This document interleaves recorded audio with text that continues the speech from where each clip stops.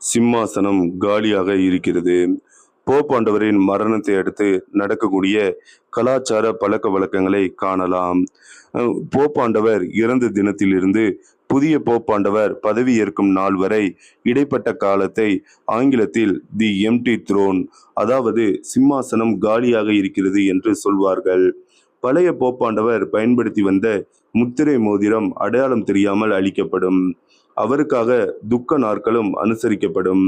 உலக தலைவர்களும் மத தலைவர்களும் அவருக்கு அஞ்சலி செலுத்துவார்கள்.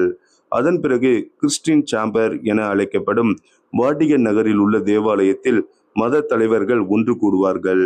ஏற்கனவே அடுத்த போப்பாண்டவராக வருவதற்கு சில வேட்பாளர்களை தேர்ந்தெடுத்து வைத்திருப்பார்கள். அவர்களில் யார் அடுத்த போப் என்று முடிவு செய்வதற்கு அந்த மத தலைவர்கள் இடையே வாக்கெடுப்பு நடத்தப்பட்டு அதன் அடிப்படையில் அடுத்த போப்பாண்டவர் பதவியேற்பார். அந்த வாக்கெடுப்பில் முடிவுகள் எடுக்கப்பட்டால் தேவாலயத்தின் புகை கூண்டு வழியாக வெண்மை நிற புகை வெளியே வரும். முடிவுகள் எடுக்கப்படவில்லை என்றால் கருப்பு நிற புகையானது வெளிப்படும். இது ஒன்று மட்டும்தான் அந்த தேவாலயத்தில் உள்ளவர்களுக்கும் வெளி உலகத்திற்கும் இடையே உள்ள தொடர்பு. வெளி உலகத்தில் ஏற்படக்கூடிய அரசியல் மாற்றங்களோ மத ரீதியான மாற்றங்களோ வாக்கெடுப்பில் எந்த பாதிப்பையும் ஏற்படுத்தக்கூடாது என்பதற்காக அவர்கள் இந்த முறையை பின்பற்றுவார்கள்.